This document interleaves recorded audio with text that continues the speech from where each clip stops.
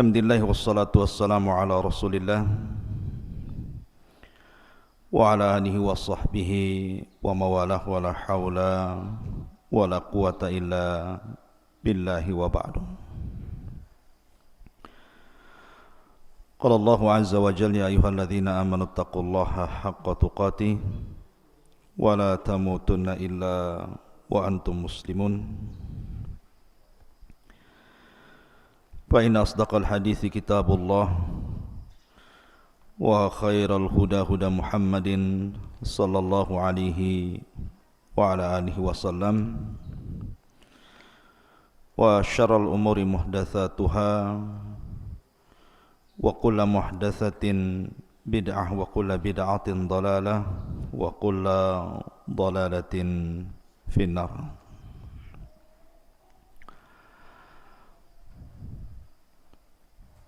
Alhamdulillah, ma'asyiral muslimin yang dimuliakan Allah Subhanahu wa taala.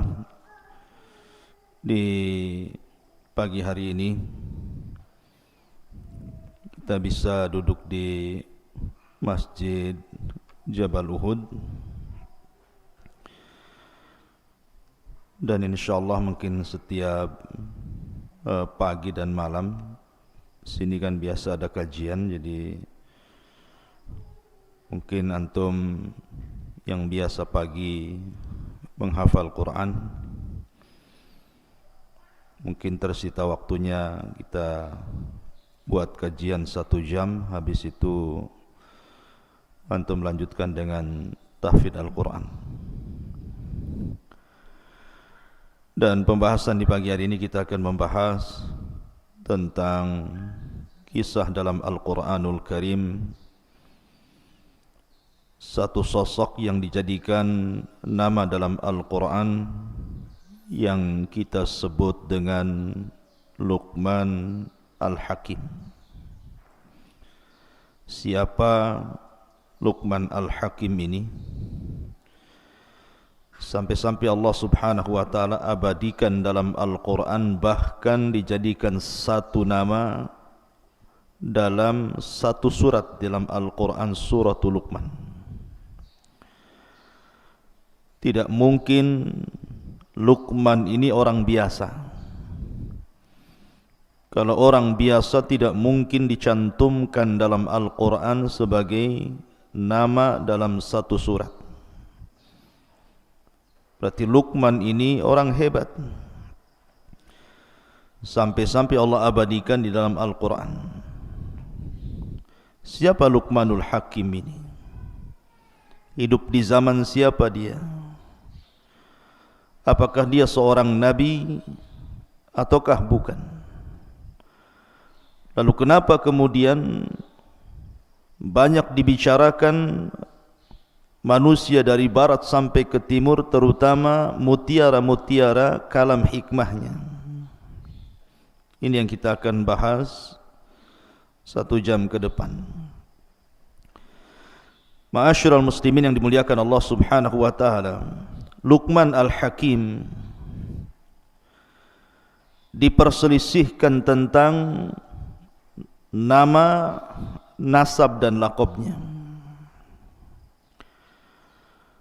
Ada yang mengatakan bahwa Luqman Hakim itu nasabnya adalah Luqman ibnu Ba'urah, ibnu Nahur, ibnu Tarikh.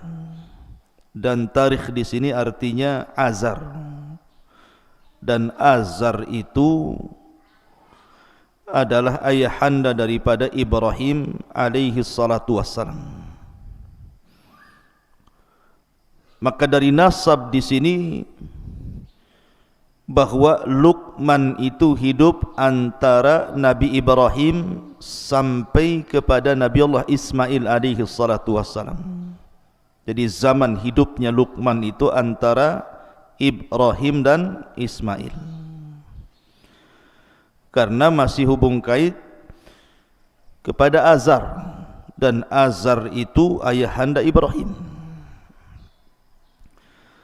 Tetapi ada juga yang mengatakan bahwa Luqman artinya nasabnya adalah ibnu ukhti Ayyub alaihi salatu wassalam. Jadi Luqman itu anak dari saudari Nabi Ayyub. Dari sini menunjukkan bahwa Luqman itu hidup di zaman Nabi Allah Dawud. Jadi ada yang mengatakan hidup di zaman Nabi Ibrahim, antara Ibrahim dan Ismail. Ada yang mengatakan Luqman itu hidup di zaman Nabi Dawud, karena dia adalah putra dari saudari Nabi Allah Ayyub alaihi salatu wassalam. Dan itu pendapat jumhur mufassir. Tapi ada juga yang mengatakan bahwa Luqman itu hidup antara masa Nabi Allah Isa alaihi salatu wassalam sampai kepada munculnya Rasul sallallahu alaihi wasallam, antara Isa dan Nabi sallallahu alaihi wasallam. Disitulah kemunculan Luqman Al-Hakim. Akan tetapi pendapat yang kuat wallahu alam bahwa Luqman itu hidup di zaman Nabi Allah Dawud alaihi salatu wassalam, dan dia adalah putra saudari daripada Ayyub alaihi salatu wassalam. Lalu dari mana asal Luqman ini? Ada yang mengatakan bahwa Luqman itu asalnya dari Sudan. Berarti kalau Sudan rata-rata berkulit hitam. Jadi Luqman itu orang Sudan, berkulit hitam. Bahkan dikatakan bahwa rambutnya itu keriting, seperti orang negro itu kan, keriting kriwel gitu ya. Kemudian juga tebal bibirnya, dan dia orangnya pendek. Dah pendek, hitam, rambutnya kriwel, bibirnya tebal. Itulah Luqman Al-Hakim. Artinya secara fisik Luqman itu bukan orang gagah, bukan pula orang ganteng. Justru secara fisik Luqman itu adalah orang-orang yang berkulit hitam. Dari sini ada faedah kenapa Allah Subhanahu wa taala cantumkan orang seperti namanya dalam Al-Quran. Maka Islam mengajarkan bahwa keutamaan itu bukan ditinjau fisik. Innallaha la yanzuru ila suwarikum wala ila amwalikum walakin yanzuru ila qulubikum wa a'malikum. Jadi Islam itu memandang bukan karena fisik, bukan karena harta, tetapi yang dipandang hati dan amalnya.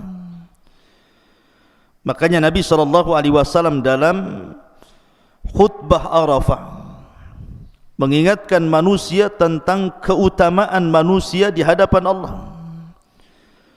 Kata Nabi SAW, ayyuhan nas, la fadla bainal arabi wal a'jam walal aswad alal ahmar illa bitaqwallah.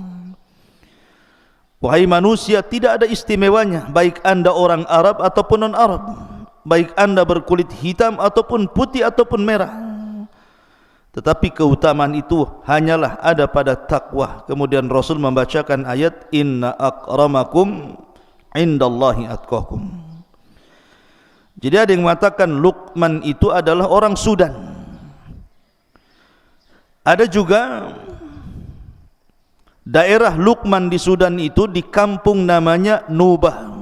Ada satu kota namanya Nubah di Sudan, itulah Luqman itu hidup di situ. Tapi ada juga yang mengatakan bahwa Luqman itu adalah Habasyi, artinya Ethiopia. Tetapi yang masyhur bahwa Luqman itu orang Sudan dan hidup di kota namanya Nubah. Itu yang banyak dijelaskan oleh ahli tafsir. Masyurul muslimin yang dimuliakan Allah Subhanahu wa taala. Adapun banyak dijelaskan para ulama siapa Luqmanul Hakim ini. Al-Imam Ibnu Katsir rahimahullahu taala mencantumkan dalam kitab Bidayah wa Nihayah, beliau mengatakan kana abdan, Luqman ini seorang hamba. Dari sini menunjukkan bahwa Luqman itu bukan seorang nabi. Ada memang sebagian ulama mengatakan Luqman itu nabi, tetapi pendapat yang kuat bahwa Luqman itu abdan, seorang hamba, seorang budak. Subhanallah, dia orang merdeka, bukan orang merdeka loh ya, orang budak. Artinya dia ada tuannya di situ. Kalau seorang budak berarti bukan merdeka, diatur-atur oleh tuannya, karena perbudakan dalam Islam itu sama dengan barang diperjualbelikan. Tetapi istimewanya walaupun dia seorang budak, Luqman itu adalah orang yang diperhitungkan setiap mutiara kalamnya sampai diabadikan dalam Al-Quran. Maka dijelaskan juga beliau adalah kathirat tafkir, orangnya banyak mikir. Kemudian hasanal yaqin, sangat baik keyakinannya kepada Allah Azza wa Jalla. Ahabballaha fa ahabbahu, karena dia banyak mencintai Allah, akhirnya Allah mencintai dia. Famannallahu alaihi bil hikmah, dan Allah anugerahkan kepada Luqman itu hikmah. Apa itu hikmah? Hikmah itu al-isabatu fil umur. Dia setiap ucapannya, setiap perbuatannya itu mencocoki kebenaran. Jadi dia kalau ngomong itu udah kayak wahyu saja. Makanya kemudian mutiara hikmahnya itu dipakai sampai di zaman jahiliyah, di zaman Nabi SAW sebelum diangkat menjadi Nabi dan Rasul. Orang-orang jahiliyah terkadang menukil-nukilkan ucapan Luqman sampai hari ini. Saking hebatnya Luqman al-Hakim ini. Ya. Ma'asyiral muslimin yang dimuliakan Allah Subhanahu wa taala. Lah Luqmanul Hakim dijelaskan oleh para ulama seperti yang dikatakan Sa'id ibn al-Musayyib. Sa'id ibn al-Musayyib ini seorang pemimpin para tabi'in. Sa'id ibn al-Musayyib mengatakan ketika beliau ditanya, ada orang yang berkulit hitam datang kepada Sa'id ibn al-Musayyib merasa hina karena kulitnya. Jadi dia merasa dihinakan manusia sehingga dia merasa rendah diri. Akhirnya dia datang kepada Sa'id ibn al-Musayyib bertanya soal kenapa Allah ciptakan dia berkulit hitam itu. Maka Sa'id ibn al-Musayyib mengatakan, la tahzan min ajli annaka aswad. Jangan sedih karena engkau berkulit hitam. Karena min akhyarin nasi thalatha, karena manusia terbaik di permukaan bumi ini ada 3 manusia dan semua berkulit hitam. Kemudian yang pertama disebutkannya Bilal ibn Rabah, berkulit hitam. Kemudian yang kedua Mahja Maula Umar. Mahja Maula Umar itu berkulit hitam. Dalam riwayat Najasyi, Raja Ethiopia. Kemudian yang ketiga Luqmanul Hakim, Aswad Nubiyan. Dia seorang yang berkulit hitam, orang yang tinggal di Nubah. Maka dari sini Sa'id ibn al-Musayyib ingin menjelaskan bahwa kepada orang yang merasa kecil hati gara-gara fisik, gara-gara berwarna hitam kulitnya, dia mengatakan jangan sedih. Karena manusia-manusia terbaik sepanjang zaman itu ada yang berkulit hitam. Sudah disebutkan 3 orang. Pertama Bilal, yang kedua Mahja, yang ketiga Luqman. Dalam riwayat Mahja diganti dengan Habasyah, Raja Ethiopia, Raja Habasyah namanya Ashamah ibn Afjur. Semua berkulit hitam, tetapi mereka adalah orang-orang pilihan dalam Islam. Siapa yang tidak kenal Bilal? Sandalnya saja masuk surga sebelum orangnya. Siapa yang tidak kenal Ashamah ibn Afjur, raja yang sangat adil, sampai-sampai Rasul mengizinkan para sahabat hijrah ke Ethiopia karena keadilannya Najasyi itu.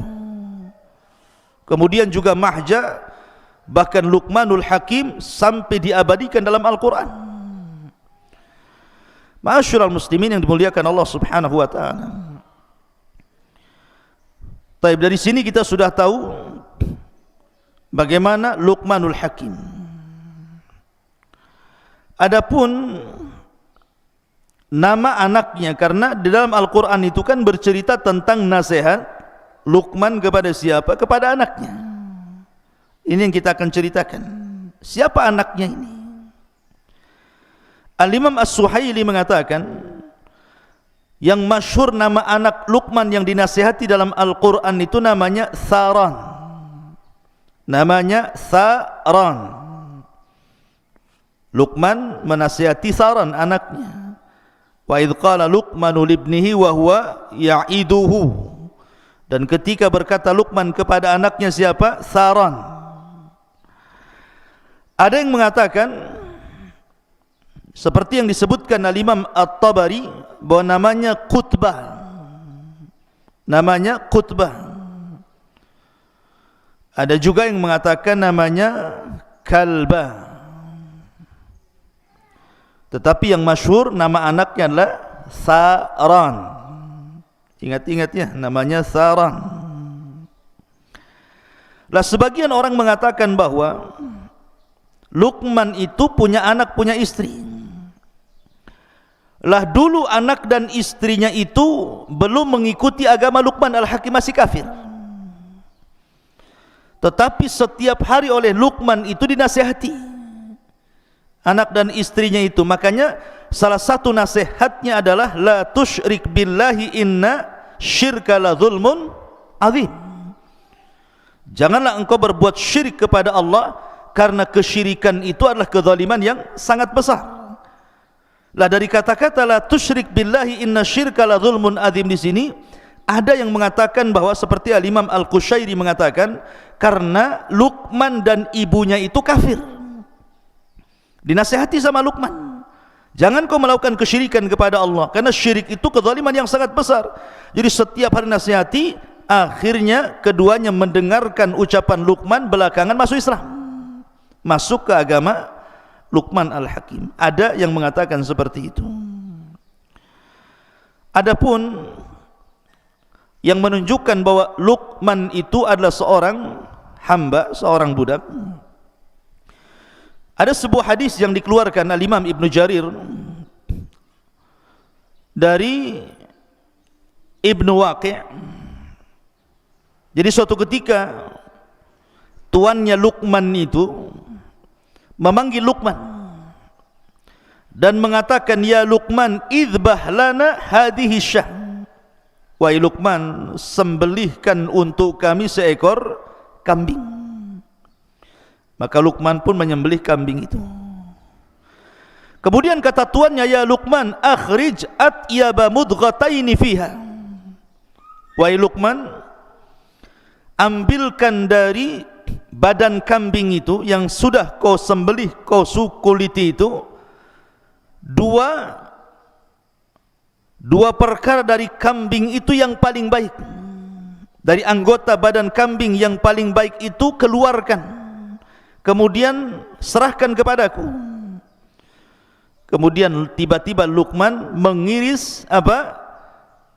Mengiris lidah kambing, kemudian mengambil hati kambing, diserahkan kepada tuannya dan mengatakan, inilah dari badan kambing yang paling baik, lisan dan hatinya. Kemudian dalam tempo yang lain, tiba-tiba majikannya mengatakan, idbah lana hadhihi syah, kau sembelih lagi kambing itu. Akhirnya disembelihlah kambing, kemudian dikuliti. Kata tuannya, akhrij akhbatha mudghataini fiha. Sekarang ambilkan dari badan kambing itu yang paling jelek. Tiba-tiba Luqman mengiris lisan kambing itu, kemudian mengambil hatinya lagi. Majikannya heran. Kemarin disuruh menyembelih kambing, disuruh ambil bagian terbaik dalam kambing, diambilkannya lisan dan hati. Sekarang disuruh menyembelih kambing, kemudian disuruh mencari yang paling buruk dari anggota badan kambing, dipotongkan lagi lidah dan juga hati. Jadi tuannya bertanya, kenapa sama? Kenapa tidak yang lain, tidak kakinya, tidak pahanya, tidak dagingnya? Kenapa itu pula yang diambilkan? Lihat bagaimana kata-kata hikmah Luqman Hakim. Makanya kenapa dia disebutkan Dzu hikmah, pemilik hikmah luar biasa. Kata Luqmanul Hakim, innahu laysa min syai'in atyab minhuma idza taba wala akhbatha minhuma idza khabutha. Wahai Tuhan, sesungguhnya lisan dan hati ini akan menjadi baik kalau baik keduanya. Kalau hati kita baik, maka lisan pun akan baik. Akan tetapi akan menjadi buruk kalau seandainya buruk keduanya. Apabila hatinya busuk, pasti lisannya pun ikut busuk. Lihat bagaimana kata-kata hikmah Luqman Al-Hakim. Kemudian juga banyak dijelaskan tentang kata-kata hikmah Luqmanul Hakim selain dalam Al-Quran, dan itu masyhur. Walaupun secara sanad memang para ulama masih fihi nazar, tetapi banyak dicantumkan di dalam kitab-kitab para ulama seperti Al-Alusi dan yang lainnya. Itu sampai mencantumkan beberapa kata-kata hikmah. Apa saja di antaranya? Luqmanul Hakim mengatakan, ya bunayya akthir min qawli rabbighfirli fa inna lillahi sa'atun la yuraddu fiha sa'il. Wahai anakku, perbanyak ucapan ya Allah ampunilah diriku, karena Allah itu memiliki satu waktu yang tidak mungkin setiap yang bertanya ditolak oleh Allah. Ya memang dalam Islam juga ada kan waktu-waktu yang kalau antum berdoa pasti akan diijabah, seperti sepertiga malam akhir, doa dalam sujud, doa di antara dua azan gitu ya. Kemudian juga Luqman juga mengatakan,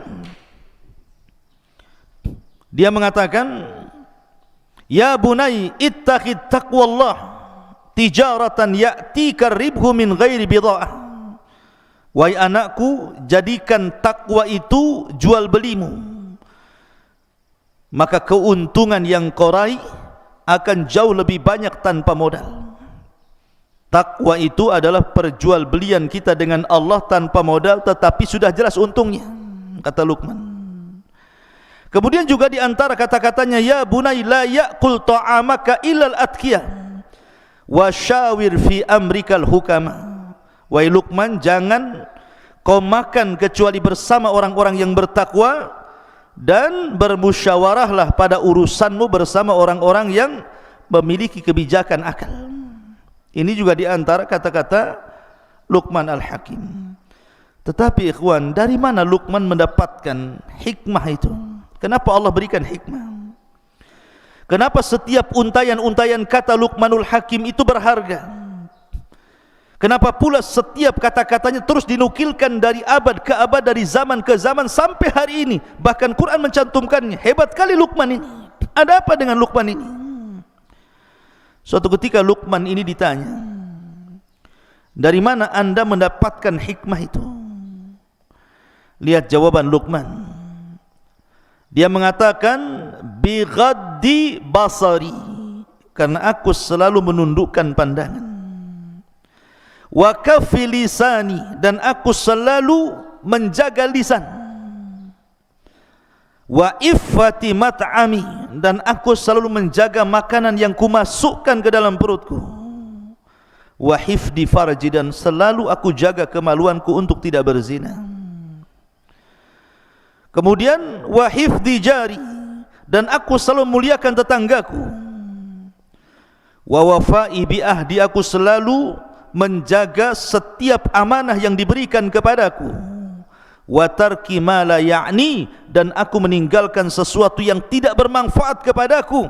Fadzakal ladzi yusayyirani kama tara, itulah yang menjadikan kenapa aku seperti ini, kata Luqman.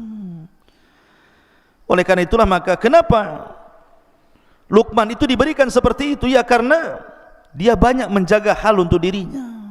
Makanya suatu ketika Luqman ini melihat Nabi Daud sedang memintal-mintal besi. Nabi Daud itu kalau membuat baju perang bukan dipanasi kemudian dipentung gitu ya kayak pandai besi, tidak. Jadi Nabi Daud itu kalau buat pandai besi itu pakai tangannya saja dikual-kual itu ya. Kemudian dipelintir-pelintir akhirnya jadi baju. Nah Luqmanul Hakim suatu ketika berada di samping Nabi Daud yang sedang memintal-mintal membuat baju besi itu.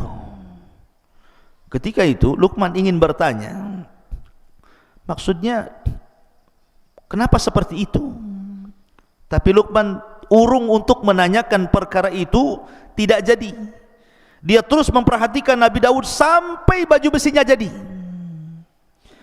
Setelah baju besinya jadi, tiba-tiba kemudian Nabi Daud kemudian meletakkan di badan Luqman Al-Hakim, kemudian menjelaskan kenapa dia membuat baju besi seperti itu. Baju besi terbaik yang pernah dibuat Nabi Daud untuk Luqman Al-Hakim. Dari sini kata Luqman Al-Hakim, kenapa dia tidak jadi dan urung menanyakan kepada Nabi Daud soal baju besi itu. Kata Luqman Al-Hakim, setelah kemudian selesai Nabi Daud membuat baju besi, kemudian dipakaikan di badanku dan aku lihat ini baju besi terbaik, barulah Nabi Daud menjelaskan kenapa, baru aku tahu bahwa diam itu adalah hikmah. Diam itu adalah hikmah. Karena begini, terkadang ada orang yang penasaran gitu, orang ini lagi bicara, kadang-kadang kita ini sudah nyela-nyela dia. Padahal kalau seandainya kita dengar dia sampai selesai bicara, tentu kita tahu jawabannya, sudah jelas perkaranya. Tapi ada orang yang tergesa-gesa itu, dia baru ngomong A, kita sudah ngomong B, dia ngomong D, kita sudah ngomong C. Jadi akhirnya berdebat, tidak tahu ujung pangkalnya. Maka terkadang diam itu emas. Dengan diam saja lama-lama paham, oh iya maksudnya ini begini, begitu ya, tanpa harus mempertanyakan, nanti jelas sendiri maksudnya. Lah itu kata Luqman, itu bagian daripada hikmah. Itulah Luqmanul Hakim, luar biasa. Ma'asyiral muslimin, makanya dari situ kemudian ada yang mengatakan akhirnya Nabi Daud menjadikan Luqman ini seorang qadhi di zamannya. Itu ada juga yang mengatakan seperti wallahu a'lam. Baik. Kenapa Luqmanul Hakim dicantumkan dalam Al-Quran dan hikmahnya? Karena Luqman ini terkenal, bukan hanya kita ahli sunnah yang membicarakan tentang Luqmanul Hakim ini, orang-orang Syiah pun membicarakan Luqmanul Hakim. Seperti yang dijelaskan dalam kitab Syiah namanya Biharul Anwar, karya Al-Majlisi itu. Jadi ada kisah seperti ini. Jadi suatu ketika Luqman itu, ini dalam kitab Syiah ya, bukan kitab ahli sunnah, wallahu a'lam sanadnya gimana. Tapi yang jelas Luqman itu dijelaskan dia sedang berjalan bersama keledai. Antum tahu keledai? Tahu keledai antum? Enggak tahu keledai? Antum tahunya keledai apa? Kacang kedelai. Ya, ini bukan kacang kedelai. Keledai. Keledai itu kayak kuda. Ya. Jadi Luqman ini berjalan sama anaknya. Dia naik di atas keledai, anaknya pula dia bawa tali kekangnya. Kata orang-orang di pasar, tega banget Luqman itu. Dia naik di atas keledai, anaknya pula suruh jalan kaki katanya. Dengarlah Luqman kata-kata itu. Akhirnya kemudian dia ganti. Dia yang turun dari keledai, anaknya suruh naik. Dia yang bawa keledai. Rupanya orang-orang pasar masih ngomel juga. Kurang ajar anaknya katanya. Masa bapaknya suruh jalan, anaknya pula yang naik keledai katanya. Akhirnya Luqman bingung. Dia yang naik salah, anaknya yang naik salah. Akhirnya turunlah Luqman itu dari keledai itu. Kata orang-orang, apa Luqman punya keledai kok nggak ditunggangi, malah dibawa, diseret-seret katanya. Luqman ini bingung. Akhirnya dia naik sama anaknya dua-duanya. Orang masih bicarakan, tega banget keledai kecil dua-duanya naik di situ katanya. Cuma lihat. Dari sini Luqman Al-Hakim mengatakan, apapun yang dibuat dia pasti manusia akan bicara. Dari sini dia mengatakan maka diam itu emas, ya kan? Sebab kalau seandainya setiap komentar orang kemudian dibicarakan, nggak akan berhenti, karena manusia itu tidak mungkin selamat dari ucapan orang. Mau gimana pun pasti kita akan dibicarakan orang. Antum mau baik mau jahat, pasti orang akan bicarakan keburukan kita. Ya seperti itu manusia. Tapi dalam kitab Syiah ya, Biharul Anwar, saya enggak akan bicarakan tentang masalah Luqman yang tidak jelas sanadnya. Kita langsung saja bagaimana Al-Quranul Karim menggambarkan Luqman Al-Hakim ini. Lihat bagaimana Allah mengatakan dalam Al-Quran, dalam suratul Luqman ayat 12 dan begitu seterusnya. Allah mengatakan, walaqad atayna Luqmanal hikmata, dan sungguh kami berikan kepada Luqman ini al-hikmah. Hikmah ini ucapan yang sangat bijaksana, penuh dengan mutiara-mutiara kebaikan. Anishkur lillah, agar bersyukur kepada Allah Subhanahu wa taala.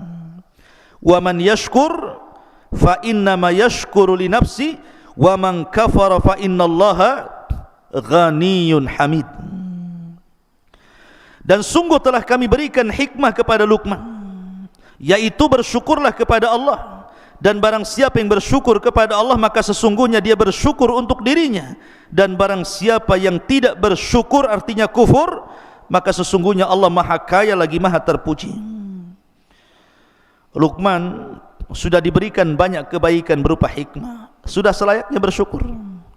Maka pelajarannya, antum yang Allah Subhanahu wa taala pilihkan dari setiap orang, antum bisa belajar agama. Tidak semua orang-orang yang seusia antum itu bisa duduk di pesantren. Coba antum lihat anak-anak yang seusia antum, ada yang nongkrong di jembatan, ada yang mancing, kan? Ada yang ikut geng motor, ada yang ikut anak pang, yang anting-antingnya dari botol aqua itu, ya kan? Ada macam-macam tuh. Coba. Tapi antum bisa hidup kemudian duduk di pesantren ini nikmat besar, ikhwan. Syukuri. Ya, disyukuri antum dipilih oleh Allah dari sekian anak-anak muda yang seusia antum, antum bisa masuk pesantren, bisa menghafal Quran, bisa belajar agama. Coba. Artinya bahwa supaya la in syakartum la azidannakum, kalau antum bersyukur Allah tambah nikmat, Allah kasih banyak kemampuan dan ilmu yang begitu banyak, karena bagaimanapun tidak ada yang lebih baik dibandingkan ilmu di dunia ini, kawan. Tidak ada yang lebih mulia melebihi ilmu, karena hanya dengan ilmu lah kita bisa mengenal Allah, mengenal Nabi, mengenal agama, mengenal segala sesuatu. Dan keistimewaan apapun tidak mungkin diraih kecuali dengan ilmu. Lihat ayat berikutnya, Allah mengatakan, wa idh qala Luqmanu libnihi, dan ingatlah ketika Luqman berkata kepada anaknya. Siapa anaknya tadi? Tharan, ya. Wa huwa ya'iduhu, dan dia terus menasihatinya. Ada yang mengatakan sekali lagi bahwa ketika itu anaknya masih kafir dan juga istrinya masih kafir. Makanya Luqman mengatakan, la tusyrik billah, inna syirka la zulmun azim. Jangan sekutukan Allah, karena kesyirikan itu kezaliman yang sangat besar. Dari sini Luqman mengikuti thariqah para nabi. Apa thariqah para nabi? Walaqad ba'atsna fi kulli ummatir rasulan an i'budullaha wajtanibut taghut, dan kami utus pada tiap-tiap umat ini seorang rasul, di mana tugasnya mereka hanya menyampaikan tauhid, sembahlah Allah dan jauhi sesembahan selain Allah alias taghut. Dia mendahulukan dakwah tauhid. Makanya antum nanti kalau sudah terjun di masyarakat, maka yang pertama kali menyerukanlah dakwah tauhid, hancurkan kesyirikan, ajak manusia menyembah Allah Subhanahu wa taala. Karena di zaman sekarang terlampau banyak orang-orang yang terjerumus kepada kesyirikan. Mulai orang datang ke dukun, orang percaya tangkal, padahal di zaman sekarang loh ya, masih percaya klinik itu kan aneh.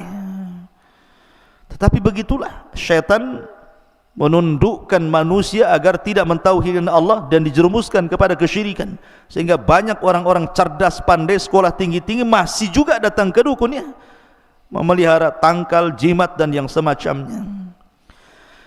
Kemudian Allah mengatakan, wa wassaynal insana biwalidayhi. Setelah Luqman menasihati anaknya agar jangan menyekutukan Allah, kemudian belakangan anak dan istrinya masuk Islam, mentauhidkan Allah, baru Luqman mengingatkan tentang wasiat bahwa amalan terbaik setelah tauhid apa? Birrul walidain. Ingat birrul walidain, ikhwan. Antum ketika mondok di sini itu dalam rangka birrul walidain. Betapa banyak orang tua di zaman sekarang itu mengharap bahwa dengan dipondokkannya antum di sini itu pulang itu menjadi anak yang berbakti loh. Hanya itu di zaman sekarang. Karena terlampau banyaknya anak-anak muda nakal enggak karu-karuan, akhirnya harapan orang tua itu yang penting anak saya baik. Makanya saya nasihatkan sama antum, kalau libur kayak kemarin gitu ya, harusnya mencerminkan antum itu dididik di pesantren. Karena banyak juga berita-berita yang sampai ke telinga ustadz nih, macam-macam cerita antum di rumah itu. Bahkan ada orang tua itu melihat antum tidak kerasan, bagusnya di pondok saja anak saya ustadz gitu. Lah ini kan lucu. Di mana-mana ya kalau orang tua sudah nggak ketemu anak itu, jangankan 1 tahun 1 bulan saja rindu pengen satu rumah. Ada pula orang tua yang tak rindu lihat antum tuh kayak lihat apa gitu kan. Tolonglah Ustaz, kapan masuk lagi? Masukkan anak saya, udah nggak karu-karuan di sini. Lah, kok bisa kayak gitu tuh? Anak saya sudah pergaulannya ini nggak beres ini. Bukannya mempengaruhi orang, dia pula yang terpengaruh. Harusnya dia mewarnai orang, dia pula yang warna-warni nggak jelas katanya. Ini kan heran antum ini. Harusnya seorang santri kalau balik ya harus nampak loh saya ini berbeda dengan anak-anak yang lainnya. Makanya di sini Allah mengatakan wa wassaynal insana biwalidayhi. Kami wasiatkan kepada manusia itu berbuat baik kepada kedua orang tuanya. Apa alasannya? Lihat bagaimana Allah mengatakan hamalathu ummuhu wahnan ala wahnin. Kemudian wa fisaluhu fi amaini anishkurli wa liwalidayka ilayyal masir. Karena ketika orang tua mengandung saya, antum atau siapapun, itu kelemahan di atas kelemahan, ikhwan. Kemudian disusui 2 tahun. Bagaimana ketika antum tengah malam bangun, orang tua ikut bangun, antum nangis, orang tua ikut bangun, antum sakit, orang tua stres, macam-macam loh. Makanya kenapa ketika ada seorang sahabat datang kepada Rasul, kemudian dia mengatakan, ya Rasulullah, di antara sekian banyak manusia itu yang pertama kali saya berbuat baik kepada siapa? Maka Rasul mengatakan ummuka, ibumu. Siapa lagi Rasul? Ummuka, ibumu. Siapa lagi Rasul? Ummuka, ibumu. Baru yang keempat, abuka, bapamu. Kenapa coba? Kenapa disebut 3 kali ibu kemudian 1 bapa?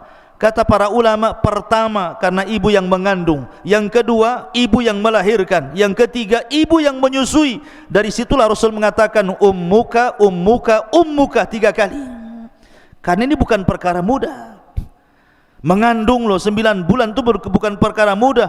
Antum enak tidur, bisa tengkurap, bisa miring kanan, miring kiri. Nah, nanti kalau antum sudah punya istri kemudian hamil, tidak bisa itu antum itu tengok istri tengkurap lagi hamil besar. Nggak bisa, tidur saja satu posisi, stres dia. Ya. Belum lagi kemudian melahirkan, meregangkan nyawa. Makanya Abdullah ibn Abbas radhiyallahu anhuma atau Abdullah ibn Umar radhiyallahu anhuma, ketika ada orang menghajikan orang tua dari negeri yang sangat jauh. Zaman itu kan belum ada kendaraan, belum ada apa namanya macam sekarang ada alat untuk bawa orang sakit gitu ya. Digendong dari negerinya itu loh, jalan kaki sampai ke Mekah. Kemudian dia tawaf, digendong ibunya, sa'i digendong ibunya, lempar jumrah digendong ibunya, sampai selesai manasik haji 6 hari itu ibunya berada di pundaknya sampai kelelahan, keletihan. Dia datang kepada Abdullah ibn Umar radhiyallahu anhu mengatakan, wahai Abdullah ibn Umar, apakah dengan aku menggendong ibuku dari negeriku sampai ku hajikan, selesai haji sampai keletihan, sudah ku tebus kebaikan kedua orang tua ku, wahai Abdullah ibn Umar? Lihat jawaban Abdullah ibn Umar, walau zafara min zafaratiha. Ketahuilah bahwa hentakan nafas ibumu saat melahirkan kamu, 1 kali hentakan itu tidak bisa ditandingi. 1 kali hentakan, coba bayangkan, tidak bisa ditandingi. Sementara kita kan tahu itu kalau orang melahirkan itu berapa kali nafas gitu ya.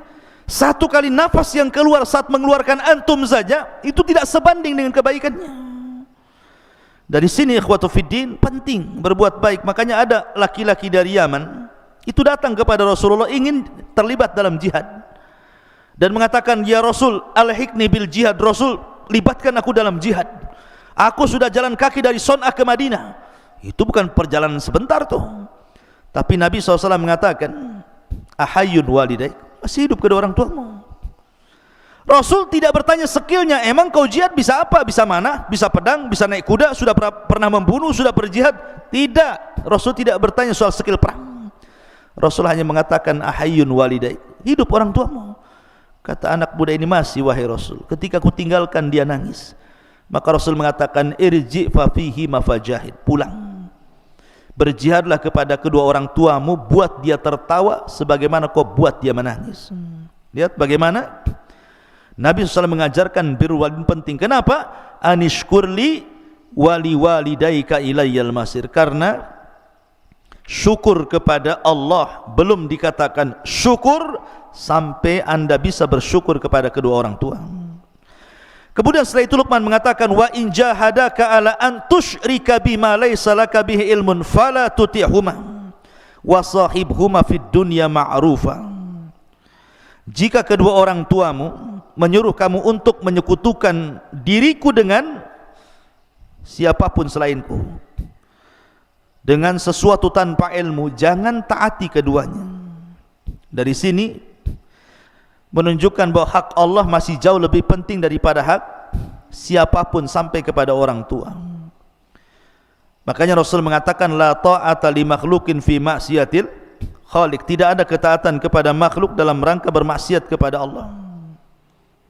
Siapapun, mau mudir antum gitu ya, mau ketua RT antum, lurah antum, camat sampai ke presiden sekalipun, ataupun orang tua, kalau perintahnya batil jangan ditaati. Kalau perintahnya batilnya, fala tutihuma. Tetapi walaupun demikian ikhwan, bagaimana Islam itu mengajarkan akhlak. Allah mengatakan, wasahibhuma fid dunya ma'rufa. Taruhlah ada orang yang memiliki orang tua kafir, orang tuanya musyrik, kemudian memaksa anaknya untuk murtad. Satu sisi kita tidak boleh ya mentaati perintah orang tua, tapi sisi lain berbuat baik itu hukumnya wajib walaupun orang tua kafir. Kecuali kalau orang tuanya itu kafir harbi, beda ya, seperti kisahnya siapa? Abu Ubaidah ibnul Jarrah gitu ya, sampai membunuh bapaknya. Kenapa? Karena bapaknya terlibat perang dan ikut dalam pasukan Abu Jahal. Kemudian ketika perang yang diincar dia saja. Tetapi Abu Ubaidah menghindar, ketemu bapaknya di perang, menghindar, sampai tidak mungkin menghindar lagi karena bapaknya sudah berhadapan dengan Nabi. Dia tidak mau Nabi tersakiti, akhirnya dia mengatakan, ya Nabi, serahkan dia kepada aku. Terpaksa dia bunuh bapaknya. Kenapa? Karena sudah mengancam nyawa Nabi. Dibunuh tuh bapaknya Abu Ubaidah bin Jarrah oleh Abu Ubaidah bin Jarrah. Sampai orang mengatakan, bagaimana mungkin Abu Ubaidah bin Jarrah akan diampuni dosa-dosanya sementara dia sudah membunuh ayahnya? Maka dia pun sedih. Sampai akhirnya dia mengatakan, aku tidak pernah membunuh ayahku, yang aku bunuh kesyirikan dalam badannya. Kemudian dia pun sedih sampai turun ayat ini, wa in jahadaka ala an tusyrika bima laysa laka bi ilmun fala tuti'huma. Ya. Ada yang mengatakan ayat ini turun kepada Sa'ad bin Abi Waqqas. Sa'ad bin Abi Waqqas itu orang kaya, orang tuanya dia masuk Islam, orang tuanya masih kafir. Dia paksa Sa'ad bin Abi Waqqas, kau harus kufur lagi. Kata Sa'ad, tidak mau. Kau harus kufur, tidak mau. Sampai akhirnya orang tua yang mengatakan, kalau engkau tidak kembali kepada agama nenek moyangmu, aku akan mogok makan, mogok minum sampai ku mati, katanya. Tapi karena melihat orang tuanya Sa'ad bin istiqomah di agama Rasul sallallahu alaihi wasallam, akhirnya dia pun menghentikan mogok makan dan mogok minumnya, padahal dia sudah hampir mau mati. Karena Sa'ad mengatakan kepada ibunya, lau kanat laki mi'atu nafsan, lau kanat laki mi'atu nafsan thumma kharajti nafsan ma kharajtu an dini. Wah ibuku, kalau kau punya 100 nyawa, kau keluarkan satu-satu agar aku meninggalkan agamaku. Jangan harap aku meninggalkan agamaku. Kalau kau mau makan, makan silahkan, enggak juga enggak masalah. Akhirnya ibunya makan juga, lapar ya. Dari sini ma'asyiral muslimin, bahwa bagaimana Allah Subhanahu wa taala mengatakan jangan taati kepada orang tuanya, tetapi wasahibhuma fid dunya ma'rufa. Tetap Sa'ad bin Abi Waqqas berbuat baik sama orang tuanya. Kemudian Allah mengatakan, wattabi sabila man anab ilayya thumma ilayya marji'ukum fa unabbi'ukum bima kuntum ta'malun. Kemudian ikutilah jalan orang-orang yang kembali kepadaku, kemudian hanya kepadaku tempat kembalimu, maka akan aku beritahukan kepadamu apa yang telah kamu kerjakan. Artinya setiap masalah di dunia itu pasti ada balasannya. Ma'asyiral muslimin yang dimuliakan Allah Azza wa Jalla. Kemudian setelah itu Allah mengatakan, ya bunai innaha intaku mithqala habbati min khardalin fatakun fi sakhratin aw fis samawati aw fil ardi ya'ti biha Allah innallaha latifun khabir. Jadi begini, Tharon ini putranya Luqman, dia bertanya kepada ayahnya, wahai ayahku, seandainya aku bermaksiat kepada Allah, kemudian aku sembunyi di sebuah tempat yang tidak bisa dilihat manusia, mungkinkah Allah melihatku? Maka Luqmanul Hakim kemudian menjawab, ini jawabannya, ya bunai, wahai anakku, in taku mithqala habbati min khardalin fatakun fi sakhratin aw fis samawati aw fil ardi ya'ti biha Allah innallaha latifun khabir. Wahai anakku, sesungguhnya jika ada sesuatu perbuatan seberat biji sawi sekalipun dan berada dalam batu atau di langit atau di bumi, niscaya Allah akan memberi balasannya. Sesungguhnya Allah maha halus lagi maha teliti kepada hamba-hambanya. Antum berbuat maksiat dimanapun Allah tahu. Makanya ada satu kisah tentang seorang laki-laki yang datang kepada siapa? Ibrahim ibn Adham kan. Jadi orang ini mengatakan kepada Ibrahim ibn Adham, wahai imam, saya ingin bertobat, sudah terlampau banyak maksiat yang kulakukan. Bagaimana cara tobatnya? Anak muda ini mengatakan kepada Ibrahim ibn Adham, sudah banyak maksiat yang kulakukan, aku ingin tobat tetapi aku tidak bisa, bagaimana caranya? Maka Ibrahim ibn Adham mengatakan kepada orang ini, sebenarnya engkau tidak perlu meninggalkan maksiatmu, silahkan bermaksiat, tetapi lakukan 5 perkara. Kalau kau bisa melakukan 5 perkara, kau ingin maksiat, maksiatlah, terserahmu. Kemudian orang ini mengatakan, hati ya Aba Ishaq, oh senang kali, seperti apa 5 perkara agar aku tetap bermaksiat? Yang pertama dia mengatakan, idza aradta an ta'siyallah fa'si. Kalau memang engkau ingin bermaksiat, silakan bermaksiat, tetapi fala ta'ku rizqahu, jangan kau makan rizki dari Allah. Kalau engkau tidak makan rizki dari Allah, kau makan dari rizki selain daripada Allah, silahkan kau maksiat. Tapi kalau kau makan dari rizki Allah, kenapa pula kau bermaksiat kepada zat yang telah memberikan rizki kepadamu? Kemudian yang kedua, idza aradta an ta'siyahu, kalau engkau memang ingin bermaksiat, silahkan, falyasi, fala taskun syai'an min biladihi, tapi syaratnya kau jangan tinggal di satu jengkal dari bumi-bumi Allah. Silakan cari bumi yang lain, kau maksiat di situ. Tapi kalau engkau masih menginjak bumi Allah dan kau bermaksiat kepada buminya, jangan kau lakukan. Kemudian yang ketiga, idza aradta an ta'siyallah falyasi, kalau engkau ingin bermaksiat kepada Allah, silahkan, tetapi wa anta tahta rizki wa fi biladihi fangdur maudhi'an la yaraka fihi mubarizan lahu fa'si fihi, silahkan cari tempat yang Allah tidak sanggup melihatmu. Nah, di sini syahidnya. Kalau engkau ingin maksiat, silahkan cari tempat sembunyi dan Allah tidak bisa melihatmu. Mustahil, Allah pasti melihat, ya kan? Maka dari sini ikhwatu fiddin, ketika anaknya Luqman Tharon mengatakan, wahai abiku, kalau seandainya aku bermaksiat di tempat yang gelap, tidak ada orang yang tahu, mungkinkah Allah akan melihatnya? Maka Luqman mulai menasihati, wahai anakku, amalan baik atau buruk sebiji dzarah sekalipun, pasti Allah akan tahu dan akan membalasnya. Maka ini penting. Kemudian setelah itu Luqman Hakim mengatakan, ya bunayya aqimis salata wa'mur bil ma'ruf wanha 'anil munkar wasbir 'ala ma asabak inna dzalika min azmil umur. Wahai anakku, laksanakanlah salat dan suruhlah manusia berbuat yang ma'ruf dan cegahlah mereka dari yang mungkar, dan bersabarlah terhadap apa yang menimpamu, sesungguhnya yang demikian itu termasuk perkara yang paling penting. Setelah kemudian menjelaskan tentang hak Allah, baru kemudian hak Allah yang paling penting setelah tauhid. Kemudian Luqman menasihati agar kita salat, ya, karena salatlah amalan yang menentukan semua amal yang lainnya. Begitulah Nabi mengatakan, awwal man yuhasabu bihil abdu yaumal qiyamah salatuhu, fa in saluhat salatuhu saluha sairu amalihi, wa in fasadat salatuhu fasada sairu amalihi. Artinya salat itu menentukan semua amal. Kemudian Allah mengatakan, wala tusair khaddaka linnas wala tamshi fil ardi maraha innallaha la yuhibbu kulla mukhtalin fakhur. Dari sini Luqman mulai bicara tentang akhlak. Luqman mengatakan kepada anaknya, dan janganlah kamu memalingkan wajahmu dari manusia karena sombong, dan janganlah berjalan di permukaan bumi dengan angkuh. Sesungguhnya Allah tidak suka orang-orang yang sombong dan membanggakan diri. Lihat bagaimana akhlak diajarkan Luqman kepada anaknya. Artinya apa yang kita sombongkan coba?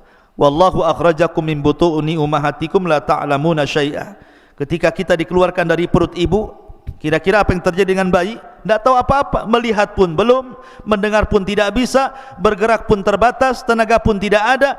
Baru kemudian tumbuh besar, Allah berikan pandangan, Allah berikan pendengaran, Allah berikan akal, kecerdasan, kemudian tenaga kuat. Tiba-tiba yang satu jadi profesor, yang satu jadi pilot, yang satu jadi dokter, yang satu jadi macam-macam. Tiba-tiba sombong. La haula wala quwata illa billah. Itu semua nikmat Allah. Makanya kenapa al-jaza min jinsil amal, bahwa setiap perbuatan itu disesuaikan dengan perbuatannya. Nanti pada hari kiamat orang-orang yang sombong itu akan diciptakan oleh Allah seperti dzarrah, seperti semut kecil. Di padang mahsyar itu orang-orang yang sombong itu nanti badannya dikecilkan oleh Allah seperti semut, kemudian akan berjalan di antara orang-orang yang besar. Terkadang terinjak, terkadang harus menghindar dari kaki orang. Itu orang sombong, dia merasa besar di dunia, di akhirat dibuat kayak seperti semut yang akan diinjak-injak manusia. Al-jaza min jinsil amal. Kalau Allah mengatakan waqsid fi masyik waghdud min sautik inna ankaral aswat la sautul hamir. Dan yang terakhir Luqman mengatakan, dan sederhanakanlah dalam berjalan dan lunakkanlah suaramu, sesungguhnya seburuk-buruk suara adalah suara keledai. Begini ikhwan, perhatikan kalimat seburuk-buruk suara, suara keledai. Yang menciptakan keledai siapa? Allah. Yang menciptakan suara keledai siapa? Allah. Yang mengatakan seburuk-buruk suara keledai siapa? Allah. Apa coba?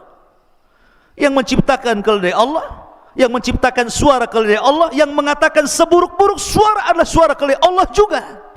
Apa hikmahnya? Terkadang ikhwan, ada orang-orang yang Allah ciptakan dari manusia itu, yang memang Allah takdirkan lisannya itu selalu menjelek-jelekan manusia. Yang menciptakan dia Allah, yang menciptakan dia bisa bicara Allah, tetapi orang ini pula seburuk-buruk suara. Maka antum di masyarakat akan antum temui orang-orang yang seperti ini. Antum tidak akan selamat dari ucapan manusia. Seperti tadi kisah tadi, Luqman naik keledai salah, anaknya yang naik keledai salah, dua-duanya naik keledai salah, dua-duanya tidak naik keledai salah, dibicarakan orang. Ada orang ingin supaya tidak dibicarakan orang, akhirnya kemudian tidak keluar dari rumah. Dibicarakan juga, oh jangan-jangan sakit dia. Kenapa dia tidak keluar rumah katanya? Ketika sering keluar rumah, ngapain orang ini mondar-mandir saja kayak nggak ada kerjaan? Ketika kadang di rumah, kadang enggak, dibicarakan juga. Manusia itu akan ngomong seperti itu. Orang itu tidak akan selamat. Jangankan sekelas kita, sekelas para nabi. Nabi Musa alaihi salatu wassalam dibicarakan oleh kaumnya. Jangan-jangan Musa ini enggak mau mandi sama kita, jangan-jangan punya penyakit tutup badannya itu. Akhirnya suatu ketika Nabi Musa mandi di sini, kaumnya di sana. Diletakkan bajunya di atas batu. Allah buat batu itu bergerak. Lari batu itu, dikejar Nabi Musa lagi telanjang karena masalahnya pakai di atas batu itu. Rupanya batu ini Allah buat lari sampai melintasi Bani Israel yang sedang mandi. Nabi Musa ngejar sambil telanjang. Kata orang-orang ketika melihat badannya Nabi Musa, demi Allah tidak ada badan yang lebih indah daripada Nabi Musa. Lihat, Nabi Musa loh tidak lepas daripada ucapan orang, gara-gara enggak mau mandi sama-sama. Padahal Nabi Musa itu orang yang paling malu dengan Allah, itu pun tidak lepas dari ucapan manusia. Sampai Rasul mengatakan, rahimallahu akhi Musa laqad udhiya akthar min dzalik fasabara. Sungguh Allah merahmati Musa, terlampau banyak ujian yang diberikan kaumnya, tapi dia sabar. Maryam bintu Imran dituduh berzina karena dia punya anak tidak jelas bapaknya, padahal itu diciptakan kun fayakun, karena Isa sama dengan Adam. Bahkan istri Nabi SAW, Aisyah radhiyallahu anha, dituduh berzina dengan Safwan ibn Mu'attil, padahal dia anak bintu Siddiq, anaknya Abu Bakar Siddiq, dan dia juga istri Nabi SAW, dan dia manusia yang paling cerdas. Itu tidak lepas daripada cacian makian. Antum akan mengalami itu di masyarakat. Antum berbuat salah dijelekin orang, berbuat baik pun akan dijelekin orang, akan digibahi, dibuli dan macam-macam. Maka perlu sabar, karena ada orang-orang itu yang Allah ciptakan seperti keledai. Allah yang ciptakan keledai, Allah yang buat suara keledai, Allah pula yang mengatakan seburuk-buruk suara keledai. Akan ada orang-orang seperti keledai. Maka kalau ada orang-orang seperti keledai, itu biar memang Allah sudah takdirkan dia bicara seperti itu. Tapi antum yakin bahwa Allah ketika membuat orang bicara itu, tidak mungkin dia bicara untuk membicarakan kita terus, tidak, nggak mungkin ya. Jadi kalau orang benci sama kita kemudian menjelek-jelekan kita, nggak mungkin Allah ciptakan dia itu bersuara untuk menjelek-jelekan kita. Makanya kenapa pasti akan ada berhentinya, suatu ketika dia akan berhenti itu. Makanya kenapa para ulama, kalau antum menghadapi orang yang menjelek-jelekan antum itu, pertama jangan antum pedulikan, fa'arid antum, seolah-olah nggak kenal. Jadi kalau ada orang jelek-jelekan kita, kemudian antum kenal si anu, nggak kenal, padahal kenal betul. Supaya antum jangan teringat dengan keburukannya. Antum kenal si anu, nggak kenal, nggak kenal dia. Padahal kenal. Kenapa? Karena kalau kita kenal, teringat keburukannya. Kemudian yang kedua, antum lupakan, hindari orang itu. Kalau umpamanya satu perumahan, pergi ke perumahan lain, cari tempat lain supaya nggak pernah ketemu dengan dia ya. Dan berdoa jangan ditemukan dengan dia. Lihat Ashabul Kahfi. Ashabul Kahfi itu ditidurkan oleh Allah Azza wa Jal, dihindarkan dari musuh-musuhnya selama 300 tahun lebih. Tiba-tiba bangun, musuhnya sudah kalah tanpa perang. Cukup dengan tidur saja sudah mengalahkan musuh. Jadi kalau melawan orang-orang yang menjelek-jelekan kita, tidur saja antum. Biarkan dia jelek-jelekan, kita tidur saja. Biarkan dia yang sibuk membicarakan kita, kita sibuk mimpi dalam tidur kita. Nanti lama-lama pusing dia, karena nggak ada tanggapan dari kita ya. Dari sini maka pelajaran Luqman ini penting ikhwan, kalau kita pelajari. Karena juga waktu yang sangat singkat, tapi yang jelas ini sangat berharga. Mudah-mudahan ada manfaatnya. Subhanakal bihamdika asyhadu an la ilaha illa anta astaghfiruka wa atubu ilaik. Allahu ta'ala alam. Assalamualaikum warahmatullahi wabarakatuh.